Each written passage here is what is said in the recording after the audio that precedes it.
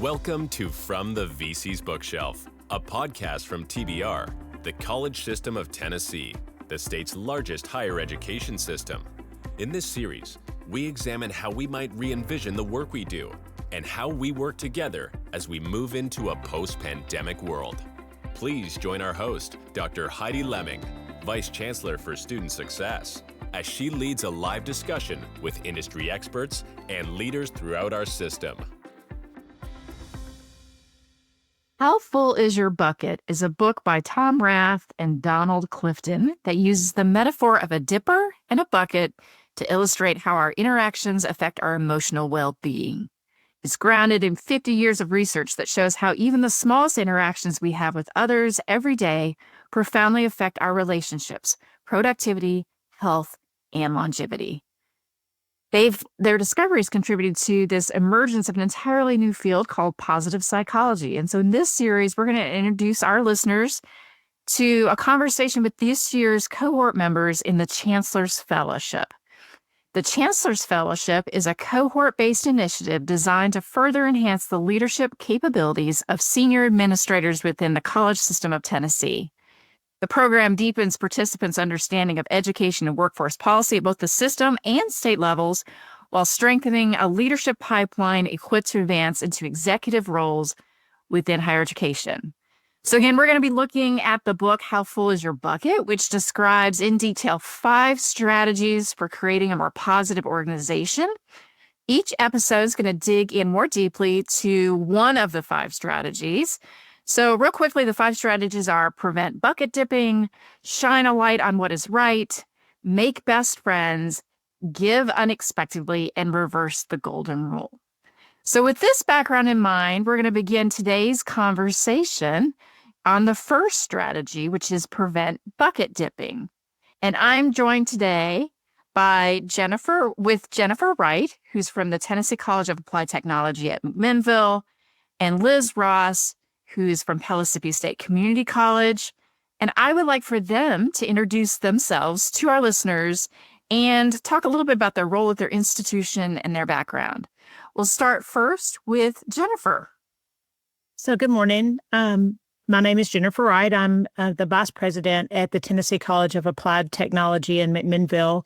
My history with TCATs goes way back. I started as an adjunct instructor there while I was still a high school mathematics teacher.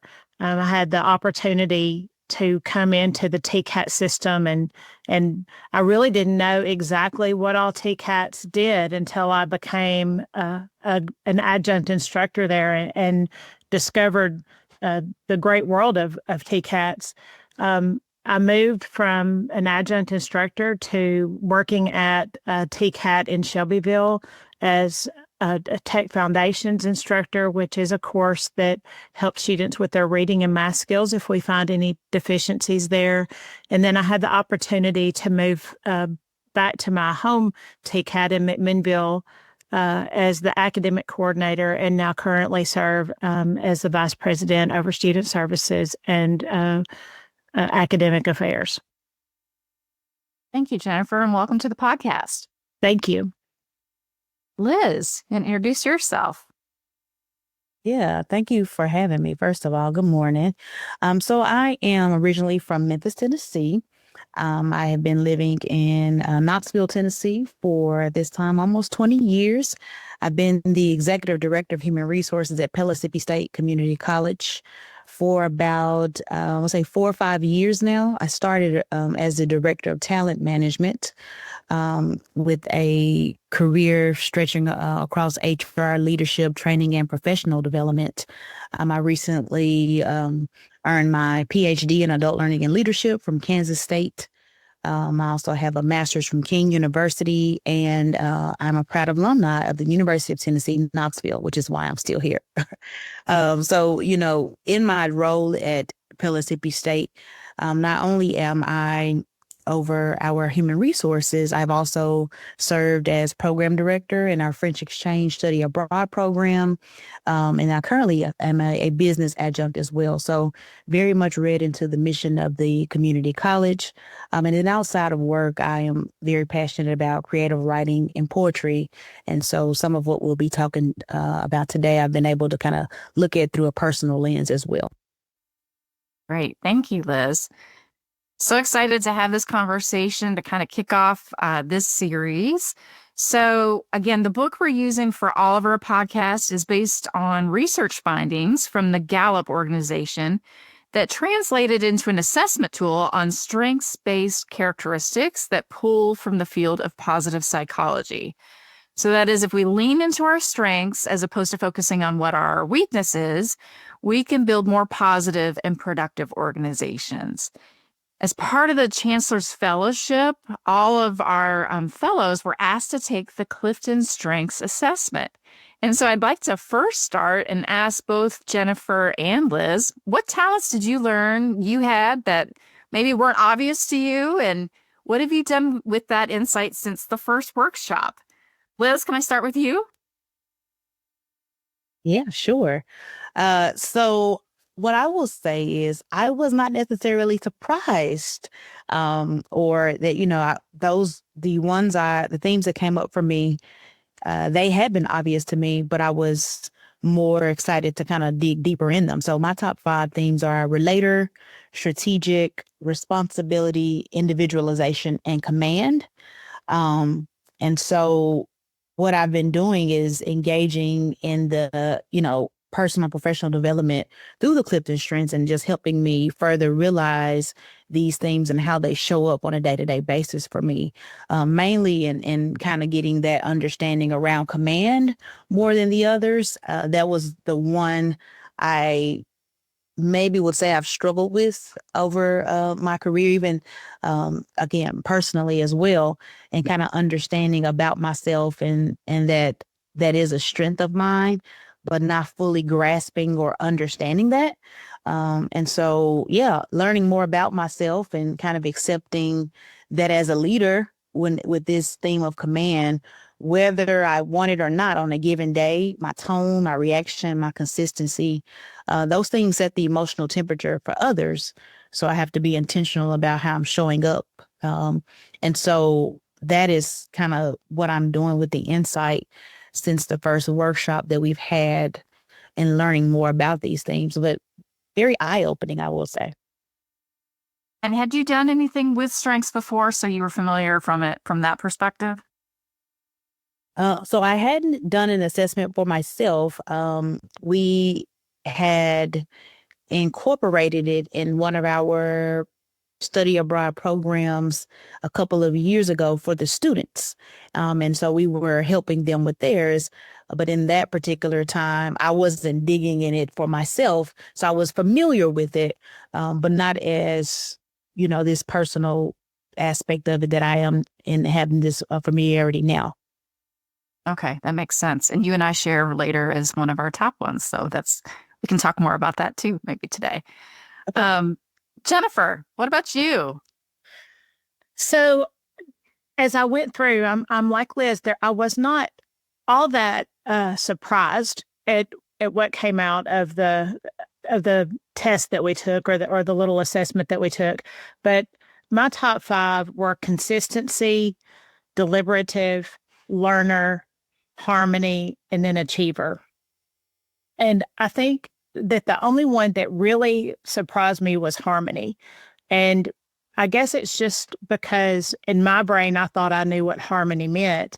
But then when we had our workshop where we really dug into what do these different aspects and these different characteristic traits mean, when I started reading about harmony, I was like, oh, okay, I realize now why that is one of my strengths, because harmony means, and part of it is that somebody who has that strength is that they ask questions and they keep opinions in check. And I do see that in myself when I'm holding a meeting or that kind of thing. I do like to listen to what other people say But then also, if I start to see that other people are not, I guess, supportive of that person, even just expressing their thoughts, I do step in and say, we need to listen because we can all learn something. So I do see that in me. That is not one of my stronger strengths, but that is one of my strengths. Most of my strengths fell in the area of executing. And when you read that, when you read the whole summary of executing, it talks about that you try to make things happen, and you try to see a problem and you try to come up with a solution. And I see that in myself a lot. I think the thing that I really liked most about the workshop is not only did we see our strengths, but we saw how sometimes our strengths can be perceived as negative by others. And so I try to keep that in check instead of just jumping on the let me fix it mindset. If there's a problem, I need to step back and listen a little bit. So that's one of the things that I have really worked on lately is let me listen to what somebody is saying, because maybe they don't want me to fix it. Maybe they just want me to listen for a minute. And so that's one of the areas that I've been working on. Yeah, that makes a lot of sense. Thank you for sharing that, because I think that's really important, again, as we have this conversation today, that people can flip our strengths into negatives, but that's not the point of this personal development. It's really about how you leverage your strengths as part of a team, right? And balancing each other out. Yes. Yeah. So again, this first chapter is the focus for today's conversation. It's about prevent bucket dipping, and we're going to explain what that means. The book talks about how research shows that every interaction we have makes a difference, either positively or negatively. And these accumulate and affect our lives. And so this is where the metaphor of a bucket comes into play, where when the bucket's full, we feel great. And when it's empty, not so much. So the dipper is how we fill or take from others' buckets. And so bucket dipping is when you do or say something to or about someone that's hurtful, or even when you neglect to do something that would have filled someone else's bucket. Bucket filling is more about the recognition. So it involves relationships, time spent in meaningful activity, providing experiences that help each individual know that they matter and that their life is meaningful. So it's important to note that people can fill their own buckets, but it should also take responsibility for doing things that make them feel good or full. And also we do our best, when the buckets are full. And what fills one person's bucket could be different than what fills another person's bucket, right? So you have to make sure that each person fills his or her bucket in a very individualized way. And again, we're going to focus on preventing that bucket dipping. So we're going to dig in more deeply on that theme with the two of you today. Both of you work on a college campus. You've worked in several leadership roles. What have you come to recognize as the way the work environment can fill someone's bucket to prevent bucket dipping specifically? Jennifer, can I start with you? So if we're talking about are we talking about preventing bucket dipping, or are we talking about how to fill their bucket? Yeah, let's talk about how you can prevent bucket dipping. So I find that no matter what organization I've ever been in, your employees that you can depend on the most, sometimes you begin to rely on them the most for everything. And I have been really watching some of my strongest teachers and faculty members become overwhelmed because they have been asked to do probably more than what they should have, just because you can depend on them. So one of the ways I've really tried to prevent bucket dipping for them is to recognize them for what they have done positively, but also almost put an umbrella over them to shield them from being asked to do too many things. I have seen fatigue with people who really, really want to do a fantastic job for the institution just because that's their drive to do that. And they want to do it for the students and they want to do it for the institution as a whole. And sometimes they overextend themselves or they're asked to do things where it does overextend them. So that's one of the things I've been focusing on this during this fellowship and after we've read this book is to really spread the responsibilities across the campus so that I'm not overwhelming my faculty members. Yeah, initiative fatigue is something that we even hear, at the system office from our campuses. There's lots of things going on. It's all really great stuff. There's a lot of good work to do, but initiative fatigue can certainly kick in. And Liz, that's obviously something that even our community colleges are dealing with. And you're in a unique role as a human resources executive that you might hear some particularly impactful stories from faculty and staff. I'm just curious, how do you see how the work environment can prevent bucket dipping? Yeah, for sure. And I'll just kind of add to Jennifer. I love that concept of managing capacity as a way to prevent bucket dipping. One of the things I'm glad to be able to have a seat at the table because when we are assigning initiatives, that is something I always kind of mention to our senior and executive leaders that we need to be mindful of that, especially when we have the same folks doing, they do great work. So we want to ask them to do more. And then especially when you take on those new broader goals, making sure we are reviewing what we already have asked of folks. So I love that concept, Jennifer. From my perspective, I think to kind of add on and expand on it, it's helpful when people are given clarity, instead of confusion and trying to give some sort of consistency instead of unpredictability. And also a very big one for me is the fairness instead of favoritism, and then making sure folks have a voice.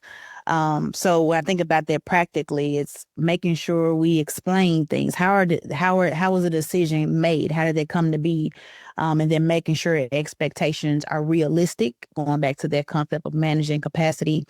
And then, how are we acknowledging effort? So, as a leader, I am intentional about setting expectations early and clear, but I also coach my managers and my leaders to do the same. And then there has to be a reciprocity there, coach employees to ask that of their leaders. So I would like to think I model that, feeling through more broader efforts like employee appreciation and training and professional development. But the biggest thing is making sure our leaders know of these types of concepts. So then they're able to do the same for their employees. So I love these types of learning opportunities and then being able to go back and share it with the leaders who are making an impact on the folks who are doing that hard work. Yeah, and that's really the challenge, right? So in our community and technical colleges, we have lots of external pressures to do work. It's kind of hard to say no sometimes to folks to balance our workload. But really what this strengths-based coaching talks about is how everyone can do their kind of part, right? Like you've talked about, Liz, clear expectations. Using the strengths of the individual to manage that work so it's not always just on one person, kind of takes that lift off a little bit, is really kind of a focus of strengths. And I'm just curious, going through this activity, do you see how, as a leader, you can, or maybe even watching other leaders at your organization, how they could better align strengths to manage all these demands? Yeah, absolutely. I would say, starting with myself, I'm growing every day and in balancing having direct reports and also being responsible for the people of the college. Sometimes I find myself, there's a stretch there. So even in me modeling the way I am supervising my own direct reports and being able to say, well, let's take a moment and learn about each other in a more deeper way. So one of the things, especially once we started engaging in this program, I wanted to do the same with my team, and let's learn more about each other. I think sometimes we can informally learn about strengths and weaknesses and then, set assignments or projects from that. But being more intentional about it through things like the Clifton Strengths, I believe is helpful in growing capacity and getting to know each other better in a more formal way, and then being able to replicate that throughout the college. Yeah, I agree with Liz on that. I've really worked with some of the people that I'm closest to in the student services office on a daily basis. And like she said, informally recognizing people's strengths and then using what you know about them to give out the project pieces. It makes them happier than doing something that maybe isn't in their comfort zone. They do a better job and the project turns out better than it would have. So I really think that this individual look at people's strengths is so important in the college, well, in any work setting, I suppose, so that people can grow. And I don't think that it's bad to step outside of your comfort zone sometimes into a area that may be one of your more weaker areas.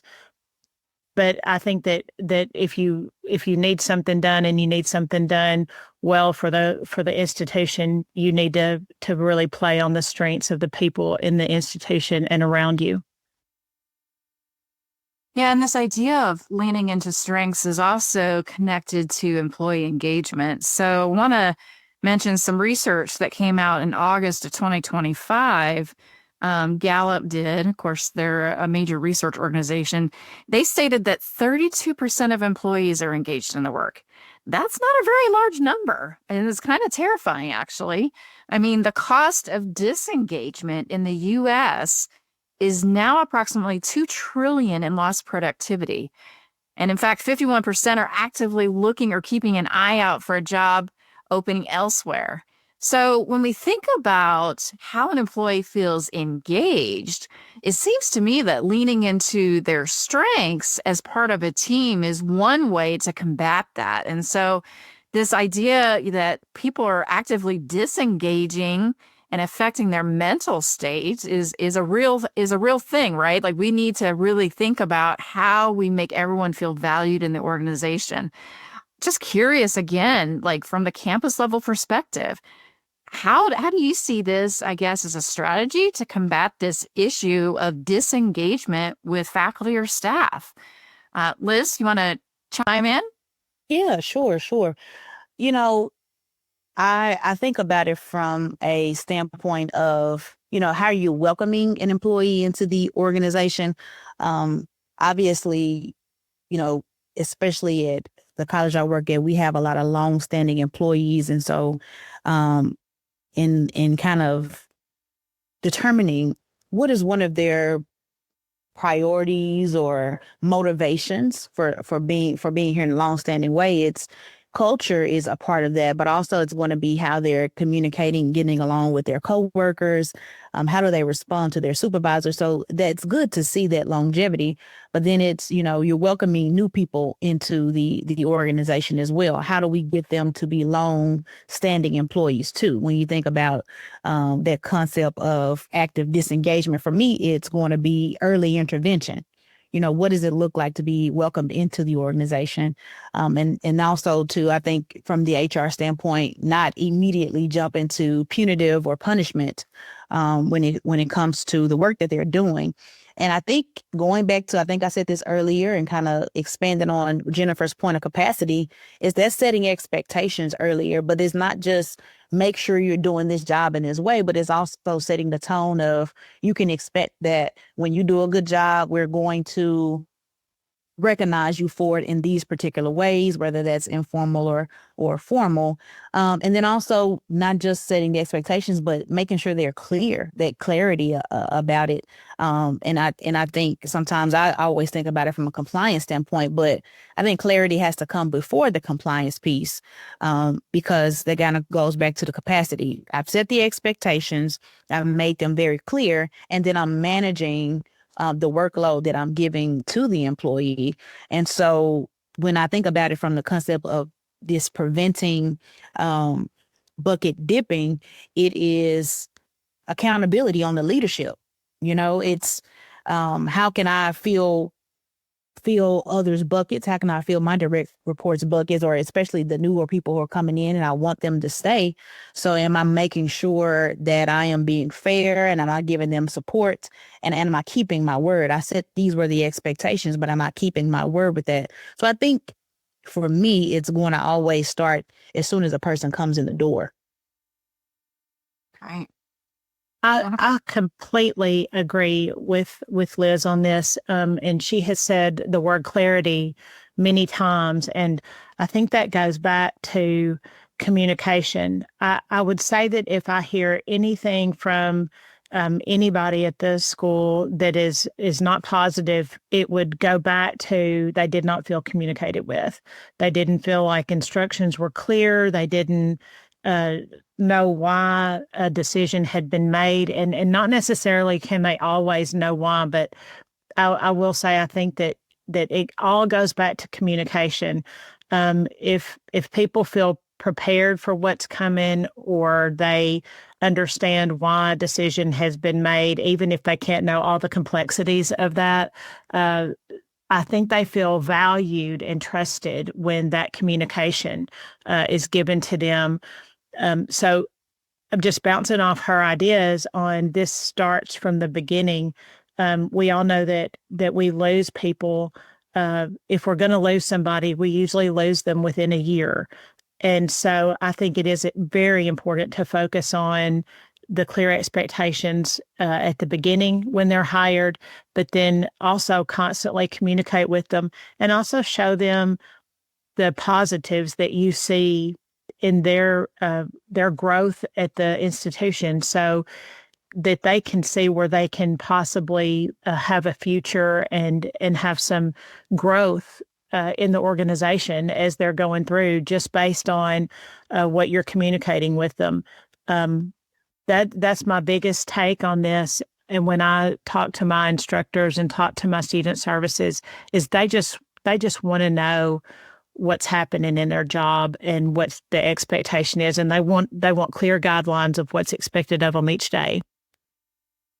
Yeah, I got to say, I mean, I've worked now in higher ed for close to 30 years and supervised lots of different size teams. And one of the things that I've learned along the way as a supervisor, and would love to hear your reactions to this, is, you can give a charge to a staff member, give them clear expectations about what you want to have happen, but it doesn't mean that they're necessarily going to accomplish that task in the way that you would accomplish that task, right? Because we all, again, have different strengths and it's very individualized. And so evaluating people on whether or not they did it the way that you would do it isn't necessarily the most effective way to build engagement with an employee. It's, again, that conversation piece. And if a supervisor is not talking to an employee about how maybe they're not meeting expectations, it's really not fair on the employee to not have that conversation and then suddenly penalize them by moving them to a different task. And so just, again, your observations from a campus level where you see people maybe shifting people off projects, but maybe didn't even have the right conversation to begin with, aligning their strengths with that project. Yeah, absolutely. I see that all the time, Heidi. And I think that is a growing opportunity for all leaders, right? Because, I think all of us are continuing to grow, and we should at least have that mindset. But some of the times when I have my conversations, when I'm coaching leaders, is the first question I'll ask is, well, did you talk to them? And you will be surprised how, well, you maybe not with your 30 years of experience, well, no, I haven't. It's going back and having that conversation with the employee to kind of have this, reciprocal constructive feedback. Well, this is what I heard you say, and this is how I attempted to accomplish it. But maybe you didn't set boundaries or parameters. And going back to your, what you said, Heidi, about, so I have given an assignment and maybe they didn't accomplish it in the way that you would have done. So it's, setting the parameters. This is the vision that I see, but you have the ability to accomplish it in this way, but are we on the same page about what the output is supposed to be? And I think there's also a difference in best practices and how you want it to be. And sometimes as leaders, we can get really specific about, I want it to be done this way. But I think we take some of our burden and pressure off ourselves if we allow people to accomplish it in a way that works best for them, where they can still do it as long as you guys are on the same page about the vision. And that has to happen with open communication and building relationships. Because if you don't have a relationship, you may be setting expectations as clear as you think, but they're still hearing from their perspective, their life experiences. And so you can only learn more through open communication and building relationships to fully understand. And that way we're not jumping to conclusions if it's not happening in the time or in the way. You know the person better, and then you can provide feedback in that way. I think that back and forth communication is going to be helpful in those type of situations. Yeah, and the thing I love about that, Liz, is it is two-way, right? It's not just the supervisor giving feedback, but the employee has to kind of own up or step up and give feedback to the supervisor too, and feel comfortable doing that. Absolutely. What about you, Jennifer? Any reactions? Yes, I was listening to Liz, and this scenarios were going through my mind. One of my strengths is learner, and I think one of the negative things about learner that people sometimes think is, I'm always questioning why. Why are we doing something? Why are we using this form? Why are we having students do this process? That kind of thing. Of course, when you come into and when I came into the role, that was my big time of questioning, why are we doing this? Why are we doing that? And I think I made the people under my supervision a little bit crazy, but sometimes we would get down to it. Well, we've just always done that. And I'm like, okay, well, this is a burdensome task. Is it needed? Like, is anybody using the data we're collecting? Is it going anywhere? So I think that we do that. And I think that sometimes, like we were talking about, sometimes people do things, but it's not your way. I think it's really important to allow people to do things the way that it's easiest for them. It's their best learning style, as long as the outcomes are what we want. And then sometimes that's a really fresh idea for me to look at and go, I never thought about approaching this that way, but it is a good way to look at it. And I get the results that I wanted, or the outcomes or the data that I wanted. And the employee is happier because they could do it in their own way. And I'm happy because I have the answers that I wanted. So I think that's really important. Sometimes, though, one of my other strengths is consistency. And that is a conflict at times because I want it to be the way I had it before. And I want the task to be done the way maybe I did it before, but maybe it's not in that person's best work environment to do it my way. So I think it's just being open, communicating like we've talked about, and it being a two-way street where the employee feels safe to say, hey, can I do this a different way? And the supervisor to say, well, let me look at it. Let's see if we can do it that way. And I think that's really important. Yeah, when I'm counseling any new employee or even just new into the profession, I know a lot of people are always like, I can't wait till I'm supervising folks to help me do this work. But it's a double-edged sword. I always tell people, the more supervisory roles you have, the more you got to, navigate the nuances of working with people and managing people. And that takes a lot of time too. Sometimes more time than just doing it yourself, because you've got to give some flexibility again to meet folks where they are. So I appreciate this conversation, because it's certainly something that as a supervisor, everyone is experiencing, is those nuances of individuals and meeting them where they are and their strengths. Great conversation today. This is just the beginning as we dig in more deeply on this book, How Full Is Your Bucket? But I really appreciate your insights as fellows in our Chancellor's Fellowship Program, and also your experiences on campus and thinking about how that plays into this professional learning that you're a part of. Hope you guys enjoy the rest of your day, but thank you again for joining me for this first series in the podcast. Thank you so much, Heidi. Thank you for listening to this edition of From the VC's Bookshelf, brought to you by TBR, the College System of Tennessee. powering the state's economy and changing the lives of thousands of graduates, starting successful careers each year. To learn more about upcoming book selections or to register to attend discussions live, visit tbr.edu/bookshelf.